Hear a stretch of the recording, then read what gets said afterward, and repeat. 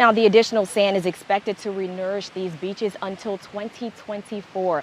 That is assuming if there's no major hurricane or major storm. Take a look at these aerial photos dating back to April of this year. This gives you a good idea of how the construction is going so far. Now, fast forward to just a few weeks ago. You can see the trails here at Baker Park. Many people who I spoke to earlier today said they're excited and they can't wait until this park opens up.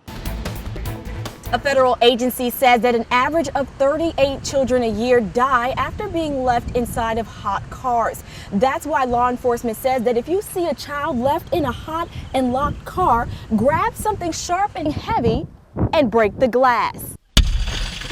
Now, this drone gives the sheriff's office a bird's eye view during searches and tactical operations. Now, the glass on this front door is shattered behind me after someone opened fire. With cages and boxes in hand, people are pulling up to the Von Arx Wildlife Hospital here in Collier County after finding weak, sick birds off the shore in Marco Island. This wave tank is the only one in the state of Florida, and there's only 12 of them floating around throughout the country. Remnants of this crash, broken wood, cracked plastic, and a boat lift that can no longer work. Yesterday, 3 post office employees were held at gunpoint and forced to open up a safe with cash. Now, over the course of 3 weeks, teams seized $179,000 worth of drugs, getting crack cocaine and marijuana out of your neighborhood. People united will never be defeated. Today, the U.S. saw protests in support for immigrants from D.C., North Carolina, and all the way down to Texas. We're here to let politicians know. This boycott flyer seen on social media calls for everyone, including immigrants, to stay home, close their businesses, and boycott things like shopping or buying gas. La Mexicana Food Mart in Macon says they closed their doors to show solidarity. We're business owners. We worked hard. We're not criminals like Donald Trump is saying that, you know, everything that comes from Mexico are criminals, drug dealers, and the worst of the worst. Maribel Medina and her family says work from immigrants keeps this country going. And today, we could, you know, show the impact that we have in this country. That impact, according to the Bureau of Labor Statistics, 26 million immigrant workers make up 16.7% of the U.S. workforce. Medina's sister, Rosa, says that they're glad that the Hispanic community's voice can finally be heard. She says that there's fear and uncertainty in what could be next for undocumented immigrants. Just like these other families are scared to open the doors, we were scared at one point to open the doors. So even though it took a process for us to become legal, there's some people that don't have that opportunity. Rosa Medina says her boss supported her decision to not go to work today. In Macon, there's no difference between color, race, religion. Gabrielle Dawkins, 13 WMAZ Eyewitness News. It's that time of year for active violence training at the Dublin Police Department. Now, officers are learning inside of the classroom about movements, tactics, and what to do in live active shooting situations. Now, today they strapped up and put on some protective gear and put what they learned to the test. And what Graham versus Connor says, we're called to make decisions in what?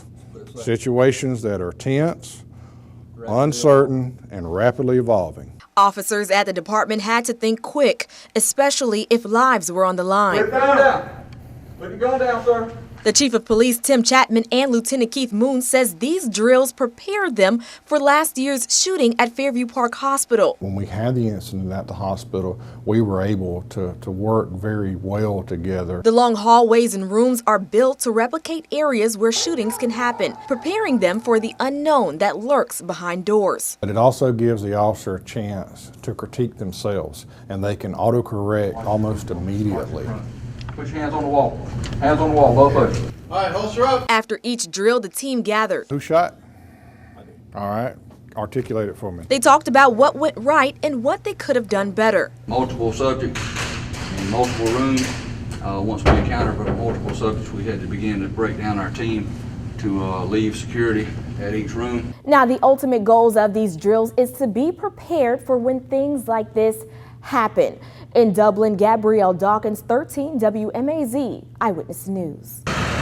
Makes me angry because the person driving either was distracted, got caught up in their agenda for the day, and just forgot about the child or the pet in the back seat. We see stories about the dangers of leaving a child or pet in a hot car. Yeah, we needed an ambulance right away. We had an infant that was left in the car for over an hour. But should you smash a window if you see that?